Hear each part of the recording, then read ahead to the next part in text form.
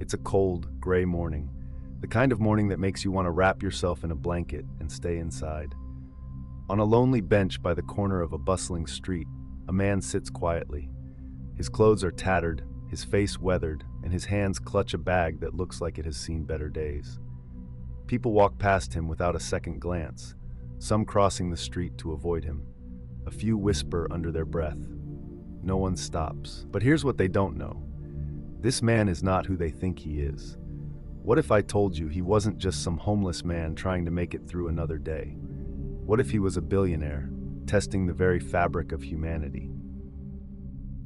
Meet Richard Malone. From the outside, he seemed to have it all, a self-made billionaire who climbed from nothing to the top of the Forbes list.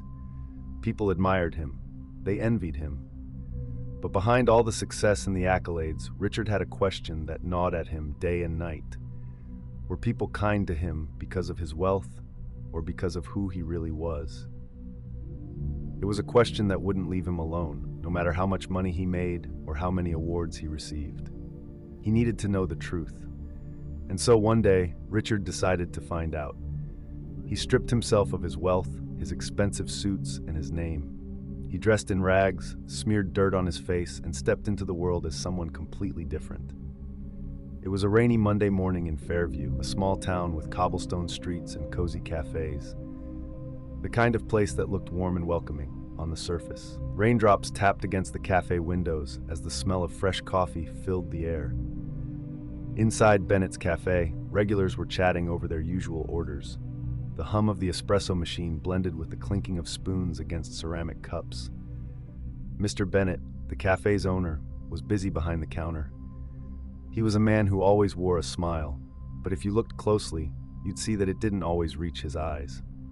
Sarah, the young waitress, moved quickly between tables, her ponytail swaying as she balanced trays of steaming coffee and pastries. In the kitchen, Jamie, the cook, worked silently. He rarely spoke but noticed everything. Dressed in torn clothes and smeared with dirt, Richard walked slowly into the cafe. His face was shadowed by a worn-out beanie, and his steps were heavy as if carrying the weight of the world.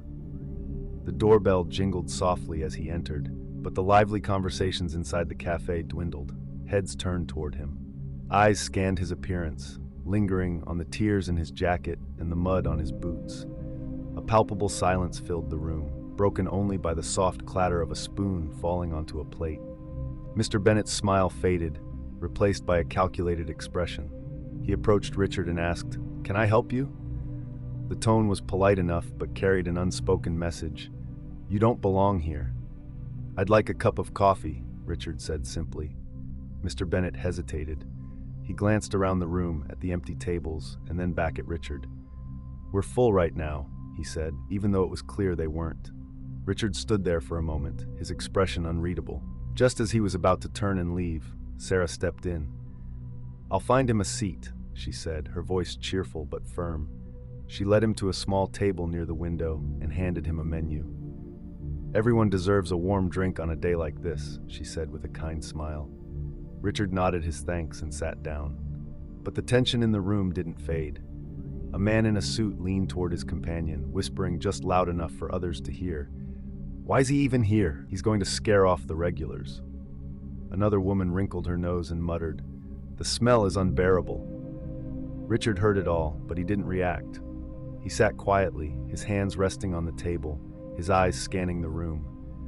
He watched as Mr. Bennett whispered to one of the other waitresses, as the regulars exchanged glances, as a few avoided looking in his direction altogether. Bennett returned to the counter after placing the coffee on Richard's table. The room's atmosphere was heavy, thick with judgment from the regulars. The whispers grew louder, the side glances sharper, but Richard sat calmly, quietly observing it all. As Richard sipped his coffee, Bennett approached the table again, his expression half apologetic, half irritated. "That'll be $10, he said, his voice barely masking his disdain. Before Richard could reach for his pocket, Bennett added, "Plus a cleaning fee. We'll need to sanitize after you leave." Richard's hand paused for a moment, then resumed its path to his tattered bag. He pulled out a crumpled $10 bill and handed it over without a word. His silence was deafening, unsettling. The other customers, Those who had been whispering moments before now watched him with open stares. Sarah noticed the exchange from across the room. She grabbed a muffin from the counter, pretending to check her tray for another order. With quick, light steps, she approached Richard's table and leaned down. "Here," she whispered, placing the muffin beside his coffee. Her voice softened, filled with sincerity. "It's on me. Everyone deserves kindness." Richard looked up, his expression unreadable but his eyes softening. "Thank you," he said simply. The gesture didn't go unnoticed.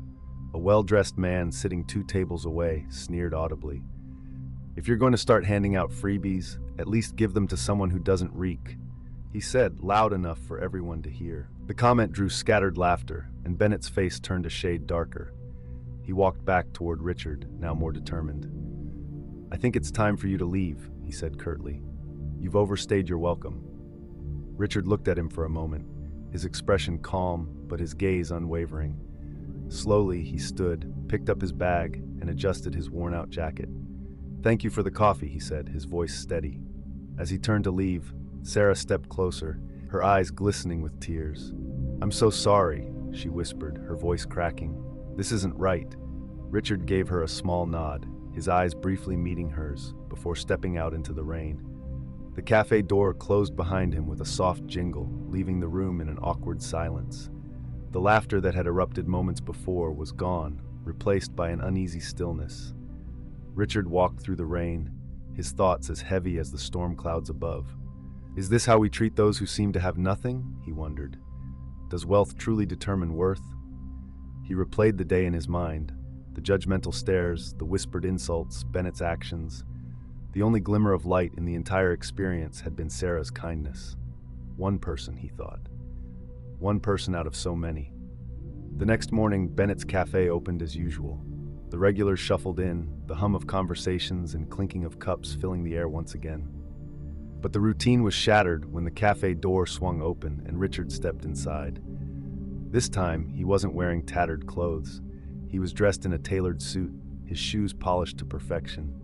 His presence was commanding, and behind him stood a group of reporters with cameras, their lenses capturing every moment. The cafe fell silent. Bennett froze behind the counter, his face paling as recognition dawned. "Mr. Malone?" he stammered, his voice barely audible. Richard nodded, his gaze steady. "Yesterday, I came here as someone who looked homeless," he said, his voice carrying through the room. "Today, I come as a man worth billions. The way you treated me shouldn't depend on my appearance or my bank account." The words hung in the air like a heavy weight. The reporters' cameras clicked, capturing Bennett's stunned expression, the murmurs of the regulars, and Sarah's wide-eyed shock. Richard turned to Sarah and smiled. "Kindness," he said, "is a choice, and you made the right one." She nodded, tears brimming in her eyes. "Thank you," she whispered. As Richard left the cafe, the reporters followed, their cameras still rolling. Inside, the regulars sat in silence, their expressions a mix of guilt and shame. Bennett stood frozen, the weight of the moment pressing down on him. Outside, the rain had stopped, and the sun broke through the clouds. For Richard, the test was over, but the lessons it left behind would linger for a long time. The story of Richard Malone's visit spread like wildfire. By the next day, social media was ablaze with clips of the encounter. Hashtags like Billionaire Test and #Kindness Matters trended across platforms, and headlines such as Billionaire's Hidden Test exposes cafe owners' true colors dominated news feeds. Bennett's cafe became the center of a public backlash. Comments flooded their page, condemning Bennett's actions. "Is this how you treat people in need?" One comment read, "I'll never step foot in your cafe again," said another. Former loyal customers began boycotting the cafe, and the once bustling business found itself eerily empty. The chairs that had been filled with cheerful chatter now sat idle, gathering dust. Bennett issued a public apology, standing before the cameras with a forced smile. "I made a mistake," he admitted.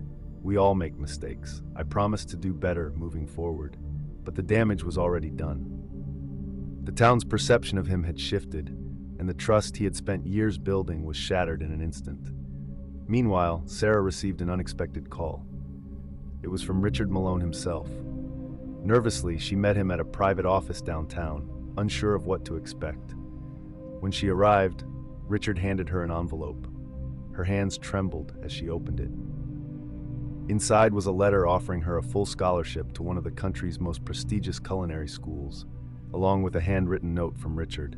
"You have a good heart," the note read. "The world needs more people like you. Keep shining." Tears streamed down Sarah's face as she looked up at him. "I don't know what to say," she whispered. "This is life-changing, thank you." Richard smiled warmly. "You don't need to say anything. Your actions spoke louder than words." Word of Sarah's scholarship spread throughout Fairview, and it only added to the growing conversation sparked by Richard's test. Community leaders began organizing events to raise awareness about the treatment of the homeless and those in need. Local businesses partnered with shelters, offering food drives and free meals. Posters with slogans like "Kindness First" and "Everyone Matters" adorned storefronts and lampposts. What started as one moment of kindness snowballed into a movement that united the town. Months later, Richard found himself standing before a packed room at a charity gala. The stage was lit brightly, and the room buzzed with anticipation. He adjusted the microphone and took a deep breath before speaking. "We live in a world where appearances often dictate how we treat others," he began, his voice steady but filled with emotion. "We judge too quickly, assume too much, but kindness costs nothing, yet it has the power to change everything." The audience sat in rapt silence, hanging on his every word. Richard recounted his experience at Bennett's Cafe, detailing the judgment, the ridicule, and the single act of kindness that stood out. "Sarah didn't see me as a problem to be dealt with," he said. "She saw me as a human being." The crowd erupted into applause, but Richard wasn't finished. "This isn't just about one cafe or one town. It's about how we as a society choose to treat those who seem to have nothing. Because true wealth isn't measured by what's in our bank accounts. It's measured by what's in our hearts." The applause turned into a standing ovation. As Richard stepped off the stage, he saw Sarah in the crowd. She looked radiant, her confidence shining through. She had just completed her first semester at culinary school and was already making waves with her talent. "Thank you," she said, approaching him after the event. "For everything." Richard shook his head, his smile genuine. "No," he said. "Thank you. You reminded me that even in the darkest moments, there's always light." As the night wound down, Richard stood outside the venue, looking up at the stars. The world wasn't perfect.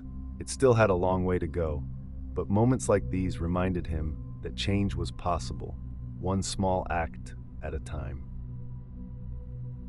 If you enjoyed this story and want to see more like it, don't forget to like this video and subscribe to our channel.